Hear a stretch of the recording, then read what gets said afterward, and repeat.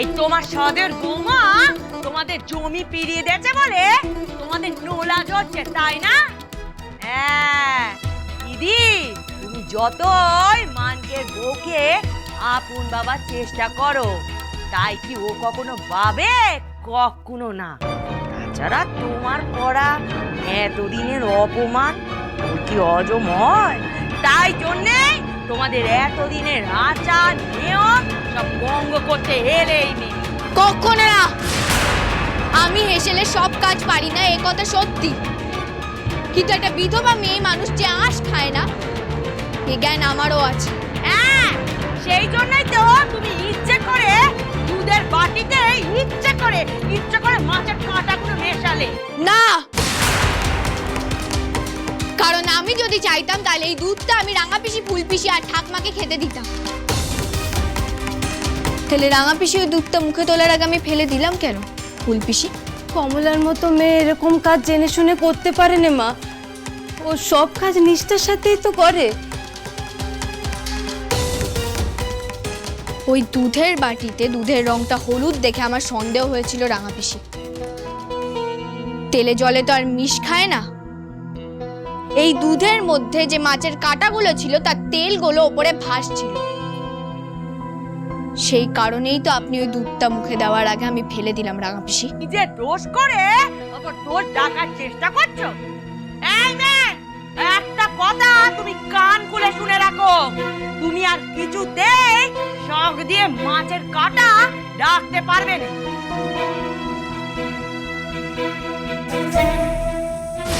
আর শোনো, তুমি ওই মাছের কাঁটাগুলো দুধের বাটিতে মেশাওনি তো?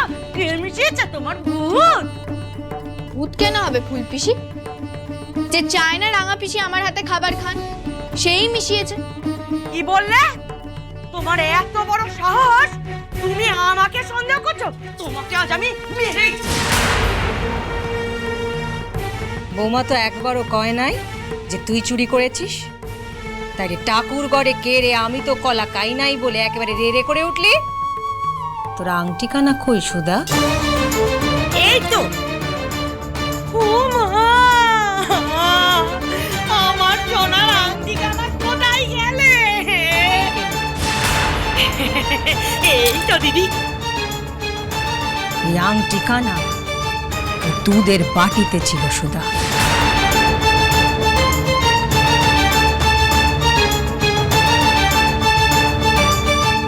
মানে আপনি আমাকে ফাঁসানোর জন্য এই দুটো মাছের কাঁটা মিশিয়ে দিয়েছিলেন ফুল পিসি? শয়তান! আপনার যদি আমার উপর এতই রাগ থাকে তাহলে মেরে দিন, আমরা মেরে দিই, কিন্তু দয়া করে আমাদের আর হালাল থেকে বিপদে ফেলবেন না। একেই আমাদের বিপদের শেষ নেই। ছি ছি ছি ছি, এই অভাবের দিনে তুমি এতখানি দুধ নষ্ট করলে ফুলটা করছি। ওর চোখে ওই মাছের কাটা মুড়ি দাও না বৌমা, আমি বলছি তো। না মা, দাঁড়াও। এরপরেও সুধাকে ক্ষমা করে দিবি তুই? না, আমি আজ নিজে সুধারে শাস্তি দেব।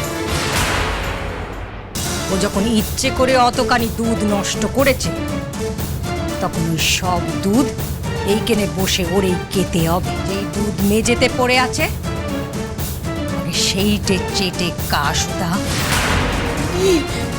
তুমি তোরে আমি আজ যা করলেন সেইটাই করতে হবে। এবার চেটে খা, খা চেটে।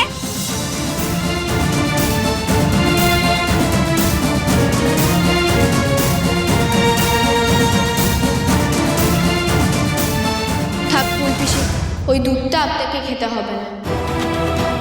তবে একটা অনুরোধ, এখন অন্য কিছুতে মন না দিয়ে ঠাকুর ঘরে গিয়ে কালকের খেলায় আমাদের জয়ের জন্য প্রার্থনা করব। কারণ এই বাড়ি থাকলেই আমরা তাহলে আচার, নিয়ম, ধর্ম কিছুরই আর মূল্য থাকবে না।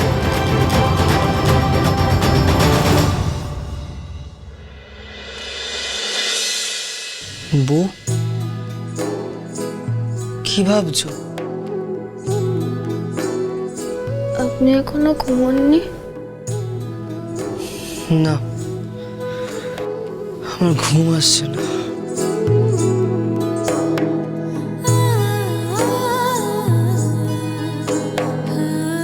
কিন্তু সেটা বললে তো হবে না পৃথ্বীরাজ। আজ এত ধকল গেছে, কাল আরো বড় যুদ্ধ শুরু হবে। একটু বিশ্রাম না নিলে তো চলবে না। ঘুমিয়ে পড়ো।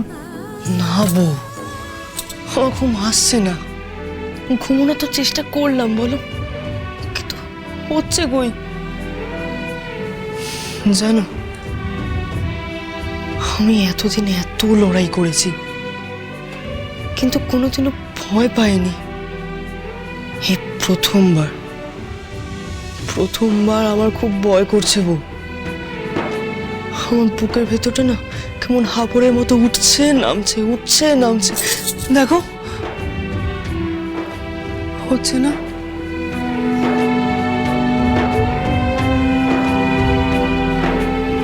ভয় তো আমারও করছে পৃথ্বীরাজ। এই বাড়ির বাবার শেষ সময়, আমার বাবার সম্মান সবকিছুর বাজে রেখেছি আমি। এখন আমাদের সামনে শুধু একটাই রাস্তা, জেতার বা মরার। কাল মাঠে নেমে আমার ধরা বাজি, যেটা অনেকে স্বপ্ন ভাবছে সেটা আপনাকে সত্যি করতে হবে পৃথ্বীরাজ। আর আমি যদি না জিতি, আমি যদি হেরে যাইব, তখন কি তুমি আমায় ভুল বুঝবে? আমার উপর রাগ করবে তুমি?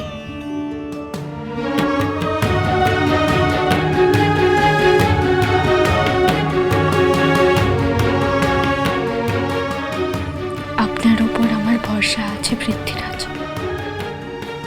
আপনি জিতুন বা হারুন, আপনার কুইন অরেঞ্জ আপনার পাশে সারা জীবন থাকবে। তুমি হে মহারাজ, আমি তোমারি প্রিয়া, কমলা প্রীতি এইবার সাহসটা একটু একটু ফিরে পাচ্ছি বউ। মনোদেবা নেবা। বাবার জমিদারি ওই কাকা মনির হাত থেকে আমাকে যে করে হোক ছিনিয়ে আনতেই হবে। আর এনে কি হবে? কি হবে? আমি হব বাবার পর এই ফরাসডাঙ্গার নতুন জমিদার, জমিদার শ্রী শ্রী গিরীন্দ্র রায় চৌধুরী। আশা নিয়ে না থাকো তুমি। মানে মানে তোমার বাবা বহুদিন আগে জমিদারির বার তোমার মেজ বাইরাতে তুলে দেওয়ার মতলব কষে বসে আছেন। তুমি একটা আকাট মুখ্য বলে কিচ্ছু খবর পাও। সে কি? হ্যাঁ, তাই বলছি, সারা জীবনের এই অন্যায় প্রতিশোধ নেওয়ার এইটাই মোক্ষম সময়। তুমি শুধু আমাকে একবার আদেশ করো গিন্নি, তুমি যা হুকুম করবে আমি তাই করব। আমাদের দলে ব্যাট করার জন্য 4-5 জন খেলোয়াড় রয়েছে, কিন্তু বল করার জন্য খেলোয়াড় খুব কম। আমার মাথায় একটা বুদ্ধি এসেছে বউ। কি? ইংরেজদের হারাতে গেলে আমাদের বাঙালি বুদ্ধি খরচ করতে হবে। যেই স্বপন খুঁড়োকে পিসেমশাইরা সব থেকে বেশি হেলাফেলা করেছে, সেই কালকের খেলায় আগুনের গোলা হবে। আমারও ঠিক সেইটাই মনে হচ্ছে পৃথ্বীরাজ। আমার বুদ্ধিটা কেমন খুলতেই হচ্ছে বলো তো? হ্যাঁ, অনেক হয়েছে, এবার ঘুমাবেন, চলুন। না বউ, আজ আর ঘুম আসবে না। চলো, আজ আমরা দুজনে মিলে জানলায় দাঁড়িয়ে ভোরতে দেখি। কমলা শ্রীমান পৃথ্বীরাজ।